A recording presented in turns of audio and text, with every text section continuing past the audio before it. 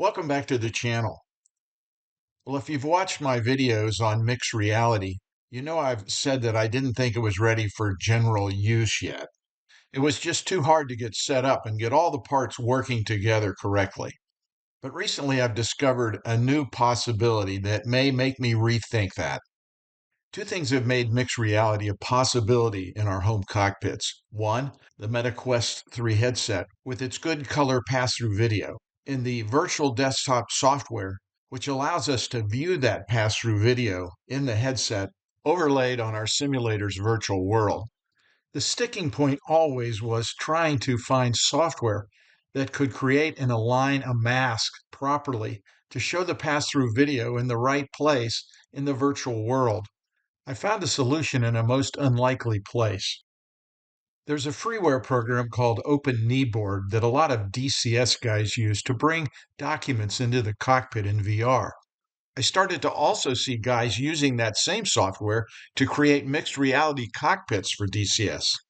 I think the name OpenKneeboard made me think it wasn't really suited for mixed reality, but the results I've seen from websites like this, the Warthog Project, which I'll link above, have shown really good results. And I thought I should take a look at this and see if it'll work with my home simulator. Well, as you can see, it does work here in use with X-Plane 12.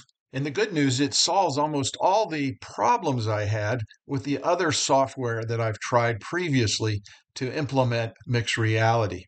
So before I enumerate all those advantages, let me just say this isn't going to be a tutorial. At the end of the video and in the show notes, I'll link to a very excellent tutorial done by another YouTuber that will give you the details. But I'd like to tell you the advantages and why I think you want to look at this software to try mixed reality, especially if you're going to try to use it on a regular basis. So first of all, it's free. Who doesn't like free? But free and good is even better. And this is a great piece of software. Another great advantage is that it runs standalone and you can use it with any OpenXR app. That means you can run it with X-Plane, Microsoft Flight Simulator, and of course DCS. Some of my previous reviews, which I'll link in the show notes for SimXR and Color Panel, those only worked with Microsoft Flight Simulator. And some of the apps like Reality Mixer, which were cross-platform, require the use of Steam VR and all of its overhead. This eliminates all of that and allows you to have one app that I was able to jump from Microsoft Flight Simulator right into X-Plane without even shutting it down, and it works seamlessly. Another disadvantage for a lot of the programs that I've mentioned was the limited mask shapes. You either had to have rectangular masks or they were limited in size.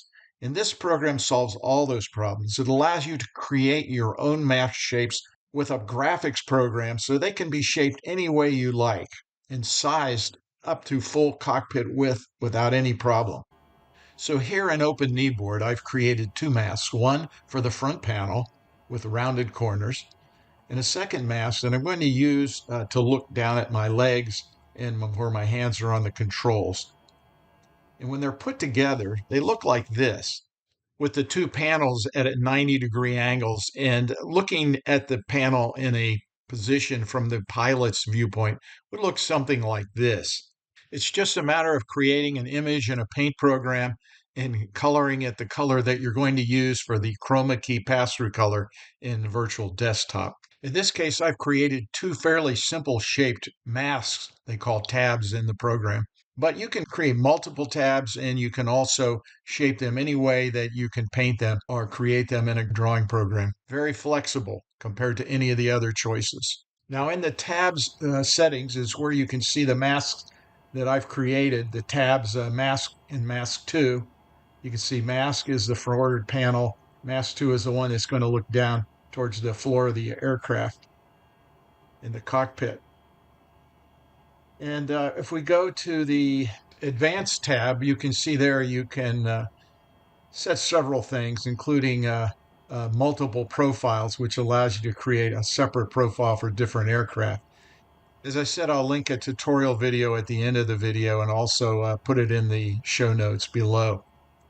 If we go to the Input tab on the settings, you'll be able to look at all your peripheral devices and make settings. And you want to set a button to recenter your hardware view through the pass-through when you have your head straight ahead. And also, you'll want to set a key to show and hide the pass-through video. So you can toggle that on and off with a joystick or keyboard or any other button that's available on any of your peripherals. Very convenient and handy to have. Now, going back to the settings, you can go to the virtual reality settings. You can see at the top you can select OpenXR support, or even the old Steam VR is available as an option. And then you have your Kneeboards. I would call them pass-through areas. But you add the view, you can add a view and make it dependent on the some of the other existing views. Normally you won't do that, but you'll want to select independent normally because it'll be a separate tab. Below that, you can adjust the width and height of the pass-through areas just by using those little arrows. And below that, you have very precise position control. When you're looking straight ahead in your headset, you can click recenter and that makes the adjustments available. And then you can adjust very precisely with these little arrows. You can change the distance up, down, left, right. You can also adjust the roll, pitch, and yaw. So you have complete and very precise control over the orientation of these windows from the headset. So the beauty is once it's set up, it remembers the relationship to the headset. It's just a matter of recentering that headset with the button that you've selected to do that while your head's straight ahead, and you're going to pretty much be perfectly aligned with your hardware panel. Under in-game UI, you want to be sure to turn off the header and footer so that you won't see those around your mask image. The beauty is that if you've set up the same button on your joystick to center the pass-through and VR world on your game, you're just hitting that one button while you're looking ahead should pretty much line everything up perfectly.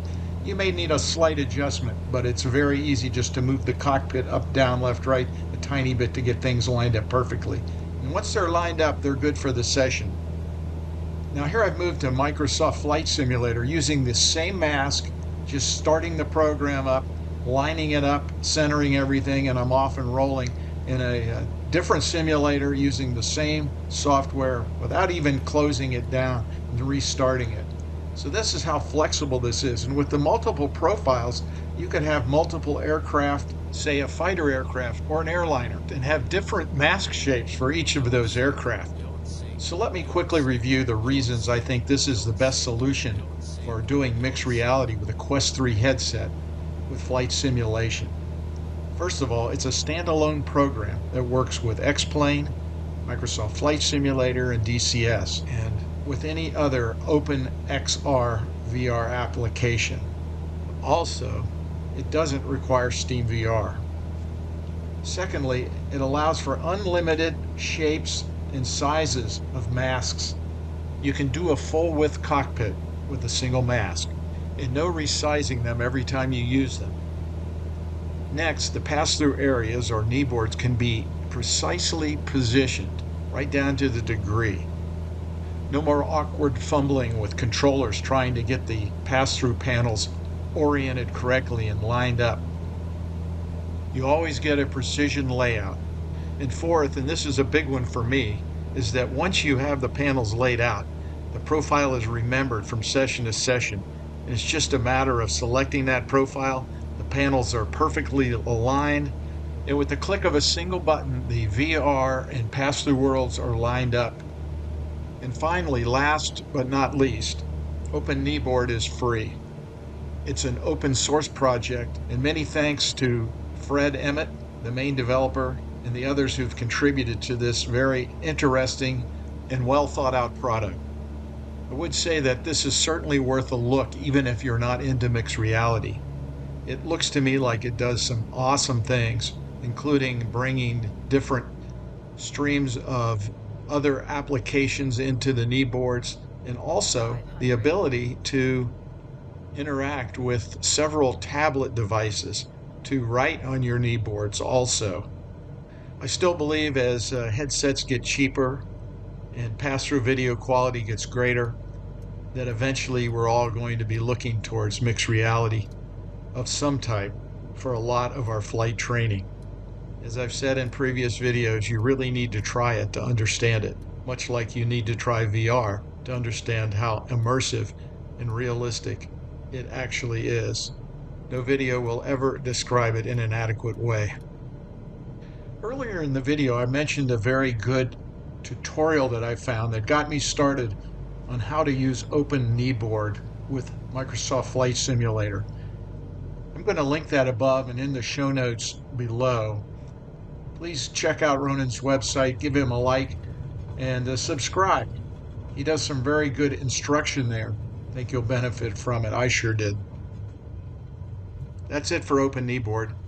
I give it a high recommendation, and I do encourage you to try mixed reality. And if you haven't bought a VR headset, I strongly recommend this Meta Quest 3. It's not very expensive, and if you have a computer that's up to the task, you'll really enjoy VR. If you're still here to the end, I thank you for hanging in there, watching the video. Please like, share, love your comments. Subscribe if you're not a subscriber. Click the notification bell so you know when I put out another video. I'll continue to be searching for new mixed reality options, and rest assured, as soon as I find them, I'll be putting a video out, so you want to be notified. Thanks for watching. Have a great day.